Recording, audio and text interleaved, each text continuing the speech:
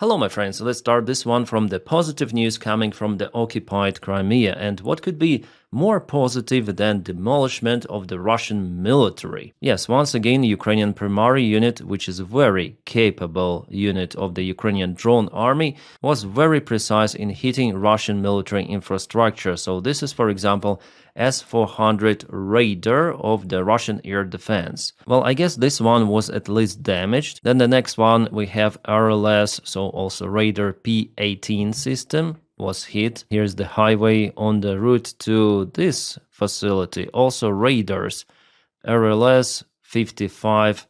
Yeah, it was working, rotating. And what is here? Oh, it should be a Russian ship here. Yeah, the desantный корабль means landing ship.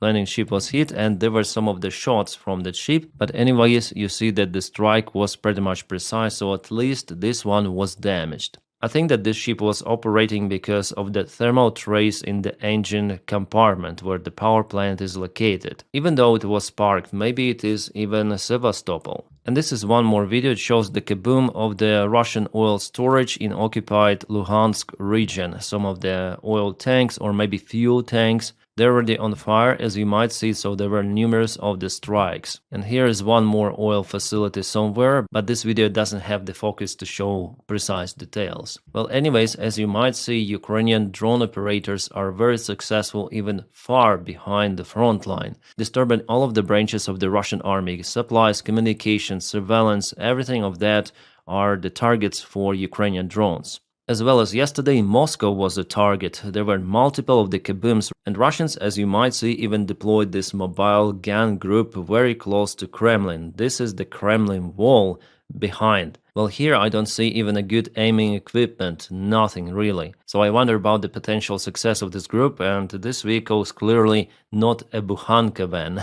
Just a couple of days ago, the United States introduced new sanctions on Russia. Putin was telling how mighty Russian army really is. He even started nuclear exercises, but what we see in reality is this one. Yeah, there is also Panzer 1S, S-300, S-400, but come on, this is not the second army in the world with those kind of the technologies. Yes, in Ukraine we also have those mobile groups, but they armed better, way better, and they use special aiming equipment. Usually it's like that, and also Ukraine is using special drone interceptors. Also drones, small ones, they look like small shell with many of the propellers, at least 4. They fly at a very high speed to intercept Russian Shahids. Where Russia is using those drones is to protect Putin. For example, this is the iconic video that was filmed probably this spring, and here is this drone interceptor, a guy literally with a drone, and here is Putin.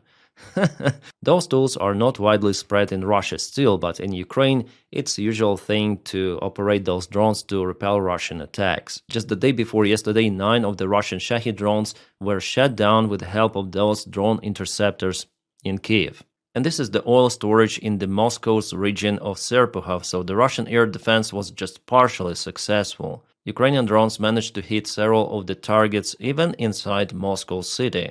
According to the information coming from the Astro channel, one of the kabooms was spotted in the park area in one of the districts of Moscow. What was there? Maybe some sort of the military infrastructure? Well, now it's hard to clarify, but definitely something was burning. It doesn't look like the wildfire at all, so concentrated spot, dark smoke, something definitely was hit. Plus, the last night Russia was forced to close many of the commercial airfields, not just in Moscow, but in the regions bordering Ukraine. I was monitoring the flight paths of the airplanes yesterday on Flight Radar 24 during my stream on my another channel. By the way, it's in the video description just below.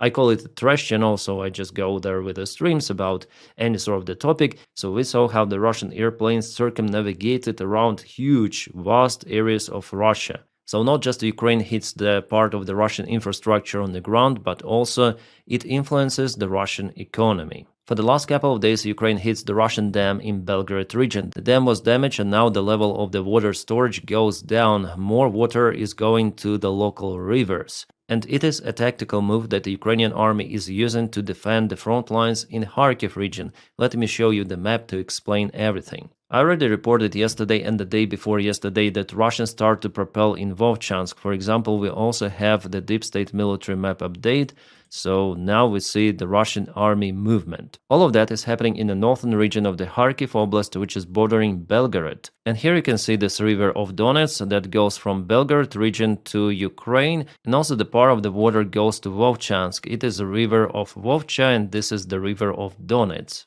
And if we go to the north, to Belgorod region, you might see this water storage over here. And this particular dam was hit, and now it is uncontrollably drops the water towards the river of Donets. And that situation potentially could stop the Russian advancement, because Vovcha River and Donets River, they will be way wider than they are right now. There will be more water. For Russians, this natural obstacle would be hard to cross. Also, it might disturb their logistics if the local villages are flooded. For example, on the Russian side and on the Ukrainian side, also occupied areas. But after all, it's early to say about the success of those measures because the water storage here, it is not that big. Nevertheless, Russians already announced the evacuation of those villages. We'll see how it goes. I'm gonna update you on this dam situation. Oh, we have some breaking news published just right now. Russia lost Kama-52 attack helicopter in Ukraine. Those news were already confirmed by some of the Russian channels, also affiliated with Russian Air Force. And if they write internal flight brothers, it means that both of the pilots were kaputted. Together with their helicopter, I guess a couple of weeks ago, Russia also lost one more K-52 helicopter. The crew, I think, survived. I don't remember actually, but this one was flatlined, which means that Russian army tactics is not working as they want to. And even using the long-range missiles on those helis, it doesn't help. And now let's go to the front lines. Here in this region of Dobropilya direction, Ukraine was very successful for the last few days. Sukhetsk, Zatyshev and Kucherov Yar were liberated by Ukrainian army. Some of the Russians were imprisoned as well. At the same time, Russians tried to go to Vladimirivka with a convoy strike, but it was not successful. It was a total failure, and maybe for that reason they now try to redirect their forces to advance towards Nikhanorivka. Actually, they have some of the territorial gains there, very small, but still. So here Russians tried to take Nikhanorivka and maybe go to Dorozhne, that was also liberated by Ukraine maybe a couple of weeks ago. If we zoom into Nikhanorivka, the situation looks like that. So Russians took some of the ground, very small portions, but Ukraine is successful on the south, and in Dorozhne the heavy fight is ongoing for this village. Well, Russians still may act in this place, but this northern group of the Russian army is mostly isolated. And a couple of days ago it was the Russian advancement operation towards Rodinsk. They put their flag, but they were later on kaputted by Ukrainian drones. So it's still not a successful operation and was conducted by isolated Russian forces, couple of soldiers who went there during the night time using the thermal cloaks. Let's go to the south here, the Pokrovsk direction itself. According to my information, Russia poured more of the infantry forces there. It's heavy fight. Well, Ukrainian infantry is also in Pokrovsk, but just occasionally. 200 of the Russian forces at least are in this settlement. And they could be, I would say, elsewhere. What you see on this map, those gray areas, it's just for the picture. The actual situation out there has bigger dynamic. And unfortunately, it's now already evident that Pokrovsk will fall. It's just a matter of time. Russians, with the forces they have, they would have occupied this a long time ago,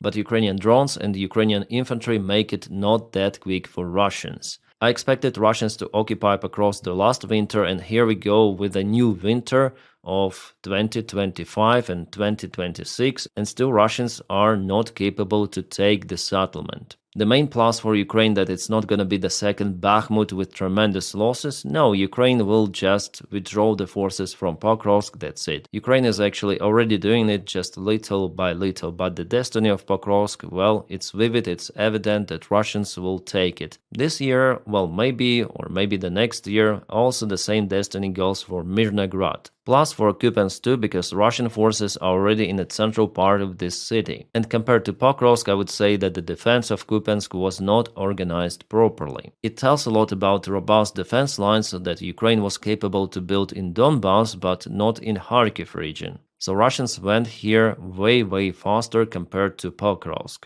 Also, you might see that Russians went to Kurlivka village from Pishana. Yeah, very long attack, as you might see, but those are just the limited forces of the Russian Federation, not the main ones. But again, it shows the holes in Ukrainian defense. Mostly defense is holding with the help of the drones.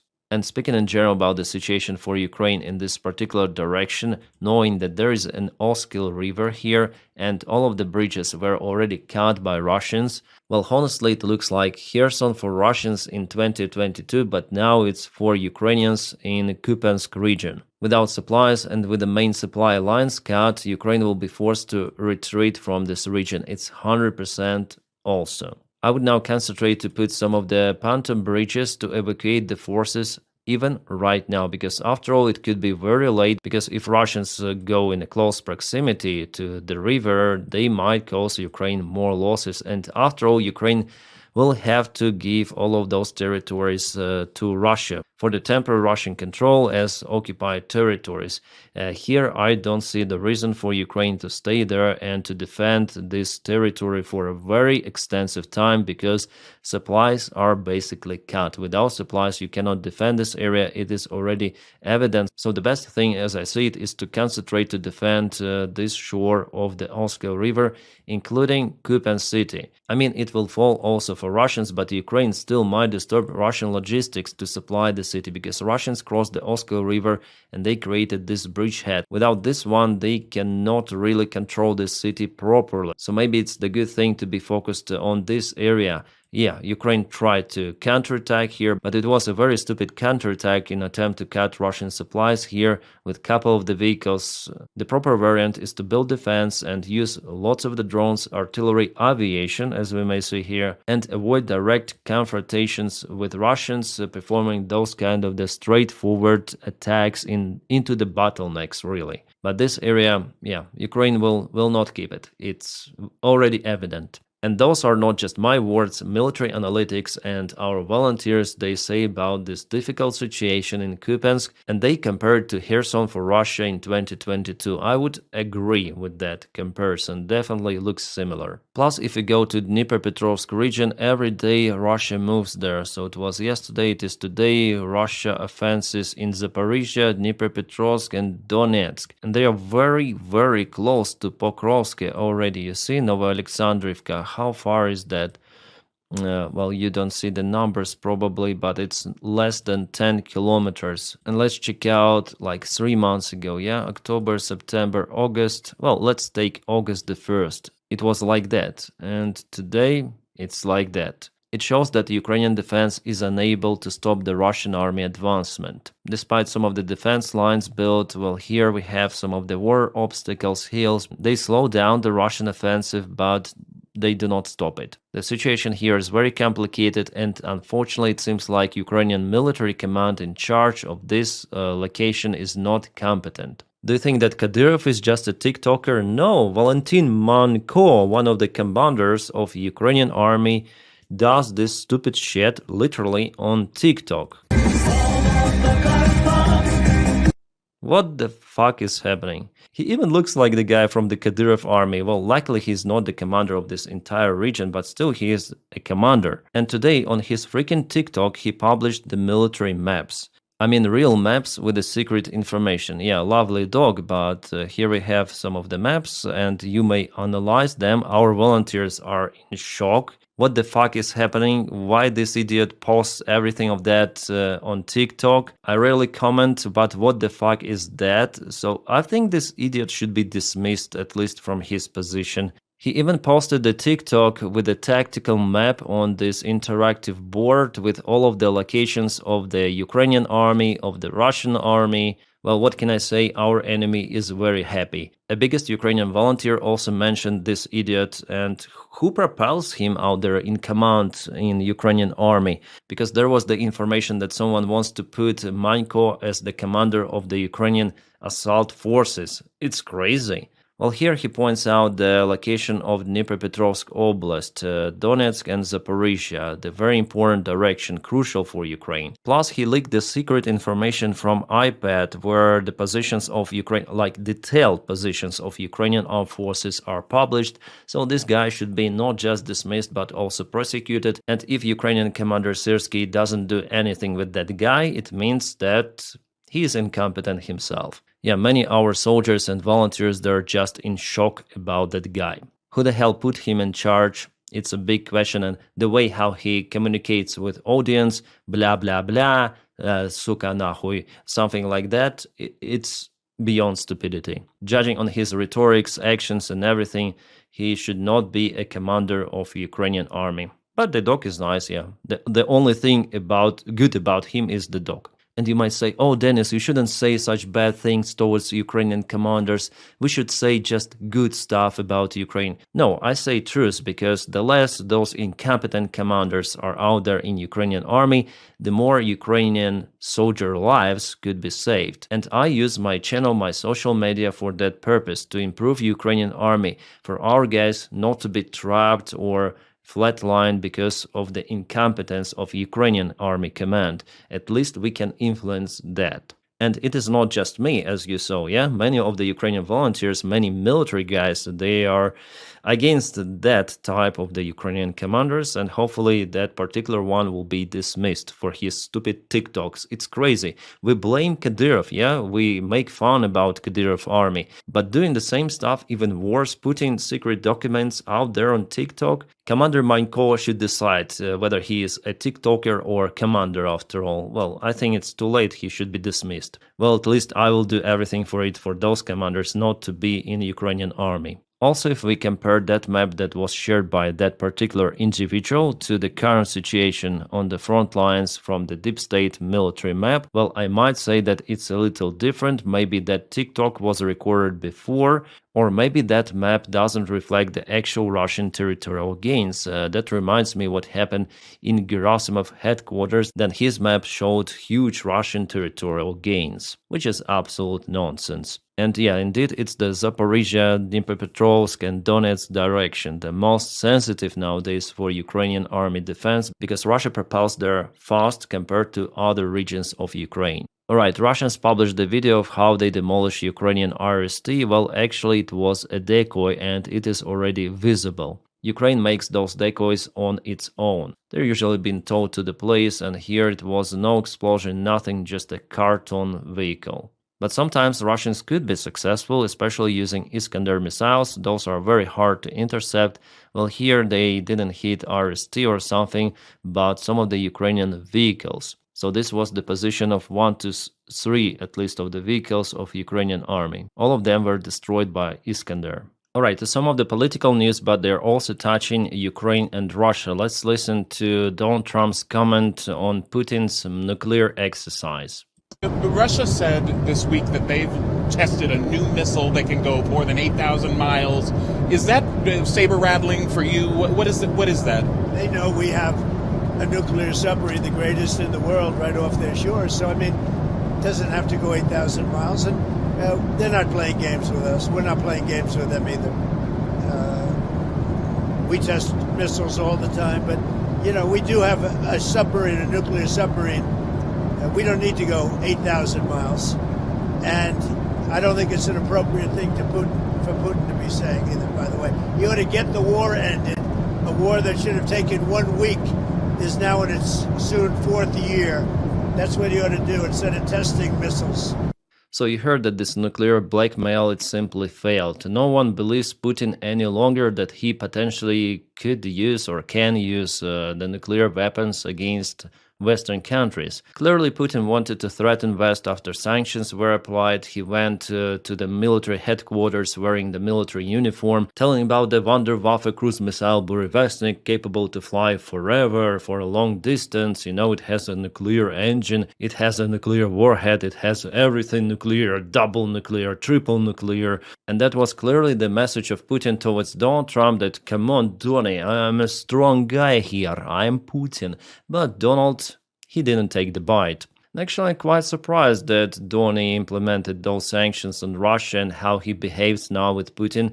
For him, Putin is somewhere lower than he himself. And because Putin doesn't want to ceasefire the current front line, he hurts personal ego of Donald Trump, and Donald Trump doesn't like it. Yes, even though Donny is very warm towards Putin and not such warm towards Zelensky, but there is some sort of limit in humiliation of Donald Trump. And about this super mega Russian missile Burevestnik, honestly, I don't see the reason for this weaponry to even exist. Well, maybe it is out there just for corruption schemes with Russian military budget, that's it. Because Russia already has a lot of the weapons, ballistic missiles, those are also hard to intercept, especially then the warheads, they separate, they fly in different locations. Some of them are dummies, some of them are not. You can launch those from the airplanes, you can launch those just as missiles, ICBMs, and you can use submarines very close to United States or any sort of the country. And it is like that for the most nuclear countries. Russia alone may destroy the world several times with its own nuclear arsenal. They don't really need to produce those cruise missiles, because what they have already in terms of delivery capabilities and quantity of those warheads is way more than enough. So what's this threat, this cruise missile? So it could be ICBM, yeah. What's the difference? Like the result is the same. I never understood, like, what's the reason of this warfare even to be designed nowadays? Well, if Russia would have designed some of the outstanding air defense system capable to shut down any sort of the ICBM, any sort of the cruise missile, any sort of the everything, well, that would be definitely a threat, because Russia might use its own nukes without being hit by other countries. But this new balalaika missile, it changes nothing. So for me, it's always funny to listen about those Wunderwaffe missiles. Also, there is kind of the interesting remark from the Secretary of Treasury, Scott Bessent. Yesterday, he mentioned the new sanctions applied on Russia, and he commented about the envoy of Russia, Dmitriev, calling him a Russian propagandist 2 of the times. Well, it means one thing, that the visit of Dmitriev to United States basically failed miserably. Let's watch this one. Yeah, there are some of the subtitles. Let you go. I want to ask you, the U.S. sanctioned Russia's top oil and gas companies this past week. But Vladimir Putin's envoy, who is here in the United States, Kirill Dmitriev, I know you know him, said the sanctions will have, quote, absolutely no effect on Russia's economy. They will simply lead to higher prices at gas stations in the United States. Is Dmitriev wrong? And when will Russia actually feel the pain? Well, I think Russia is going to feel the pain immediately. I can tell you that we've already seen India has done a complete halt of Russian oil purchases. Many of the Chinese refineries, they have stopped. And, Margaret, are you really going to publish what a Russian propagandist says? I mean, what else is he going to say? That, it's going to be terrible and it's going to bring Putin to the table? Of course. The Russian economy is a wartime economy. Growth is virtually zero. Inflation, I believe, is over 20%.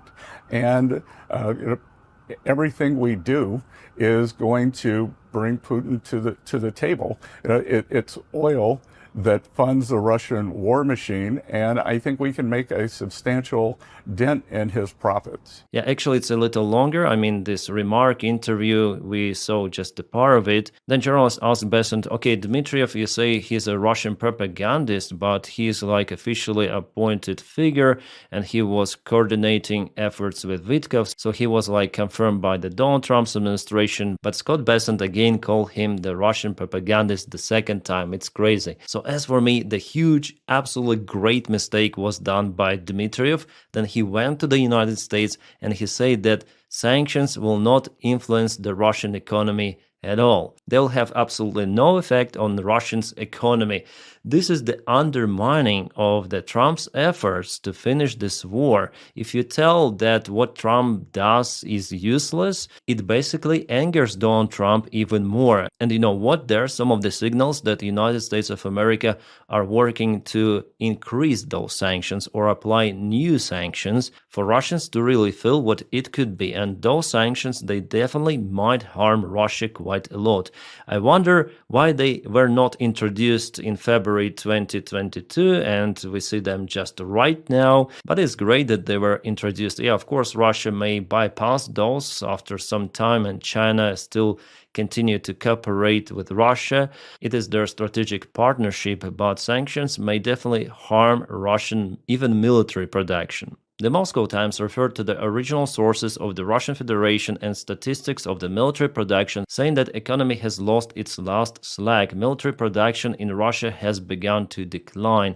Definitely, Russia produces less of the weaponry for the first time since the beginning of the war. Till the summer of 2025, the military production was growing up, but it's the first few months that Russia produces less of the weaponry. Why? Well, basically because Russia has the budget deficit. It's quite significant. The military sphere takes 40% of the Russian entire budget. So without refueling it with the cheap oil money, this sphere may also decline. And the first signs of it are just evident. Well, it's still not a collapse of the Russian economy. Russia may still produce lots of the military, and it might continue for years and years, but it's not as high as it was. So we see the downfall a little bit, but it's the start of the collapse. Also now, because of the sanctions, Greek companies refuse to operate with the Russian oil export. They refuse to carry Urals crude oil on their ships or to accept oil tankers in the ports. Well, maybe this measure is just temporary, as it usually happens with the new sanctions being applied. At first they halt everything, but then they try once, they try second time, and if it goes, if no secondary sanctions applied, they can full scale again the cooperation with Russian Urals or receive Russian oil tankers and so on. Because sanctions on a paper and sanctions in reality, sometimes they do not match. But now those Greek companies, at least they are scared, and Indian market definitely is looking for alternates. India signed the new contracts with Qatar and Saudi Arabia. My friends, thank you so much for your kind support. Without it, my job wouldn't be possible, especially without patrons and members of the channel. If you want to support the job that I do here every day, please follow me on Patreon. The link for it is in the video description just below. Or join the membership. Obviously, it's here somewhere, the button to join if you want and if you can, of course. If not, just press your like to this video, subscribe for the channel because it helps to boost this video in YouTube algorithms. So thank you so much for that as well. And as always, I wish you all a peaceful sky wherever you are, and have a great time.